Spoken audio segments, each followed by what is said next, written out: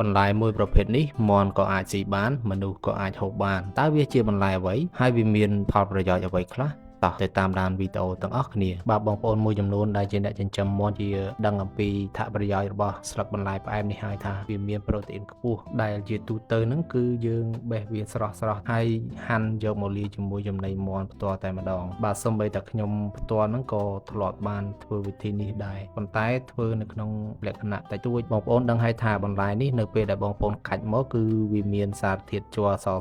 ហើយនៅពេលដែលយើងកាន់ប៉ះចំជាប់នោះគឺវាធ្វើឲ្យយើងរមាស់ដៃសម្រាប់យើងឲ្យមាន់ស៊ីក្នុងបរិមាណតិចតួចគឺវាមិនប៉ះពាល់ដល់មាន់យើងទេប៉ុន្តែបើសិនជាយើងឲ្យវាស៊ីក្នុងបរិមាណច្រើនវានឹងធ្វើឲ្យមាន់យើងនឹងមានផលប៉ះពាល់ខ្លះផលប៉ះពាល់វានោះគឺធ្វើឲ្យមាន់យើងនឹងពុលហើយក៏អាចរាករូសផងដែរបាទគួរបញ្ជាក់ផងដែរថាក្នុងវីដេអូនេះគឺមិនបានណែនាំឲ្យបងប្អូនធ្វើតាមខ្ញុំនោះទេបើបងប្អូនគិតថាវិធីសាស្ត្រណាដែលល្អសម្រាប់បងប្អូនប្រើក្នុងការផ្ដល់ចំណីឲ្យមាន់បងប្អូនគឺបងប្អូនរើសយកវិធីនោះចុះតោះដើម្បីកុំឲ្យខាតពេលវេលាយូរសូមទៅទស្សនាវីដេអូទាំងអស់គ្នាបាទជាដំបូងបងប្អូនគ្រាន់តែបេះស្លឹកឆាយាមួយដៃឬក៏ក្នុងបរិមាណដែលបងប្អូនគិតថាសមល្មមសម្រាប់ធ្វើចំណីមាន់បងប្អូនមកហើយយកទៅលាងទឹកសម្អាតឲ្យស្អាតហើយបងប្អូនយកទៅស្រុះក្នុងទឹកក្តៅរយៈពេល5ទៅ10នាទីបន្ទាប់ពីស្រុះទឹកក្តៅរួចហើយទុកឲ្យត្រជាក់បន្ទាប់ពីត្រជាក់ហើយយើងយកវាទៅហាន់ឲ្យតូចល្មមមកដើម្បីឲ្យងាយស្រួលក្នុងការលាយចំណីឲ្យមាន់យើងស៊ី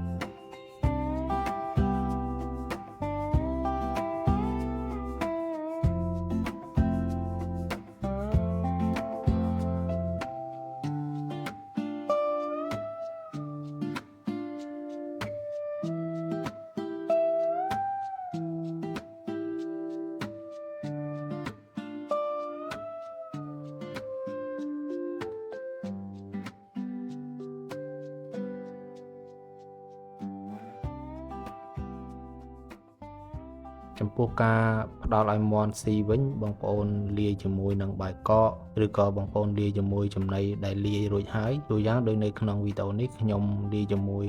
ចំណីដែលខ្ញុំលាយប៉ុន្មានមុខថ្ងៃមុនហ្នឹងលាយជាមួយចំណីនោះហើយយើងលាយជាមួយបាយកកបន្លែស្លឹកឆាយាហ្នឹងហើយនឹងអំបិលមួយចិបរួចហើយយើងកូរច្របល់ចូលគ្នាមកបងប្អូនមានសមាសធាតុផ្សេងទៀតបងប្អូនអាចលាយផ្សំជាមួយនឹងចំណីនេះបានបងប្អូនលាយចំណីនេះសូមឲ្យវាមានសំណើមល្មមមកងាយស្រួលឲ្យមាន់ក្នុងការលេបនិងជួយដល់ប្រព័ន្ធរំលាយអាហាររបស់មាន់ឲ្យដំណើរការបានល្អបាទវិធីនេះវាមិនមែនជាវិធីដែលលឿនទាន់ចិត្តនោះទេបើបងប្អូនចង់លឿនទាន់ចិត្តគឺយើងយកស្លឹកឆាយាយកហាន់ស្រស់តែម្ដងព្រោះថាវិធីនេះគឺវាមានសុវត្ថិភាព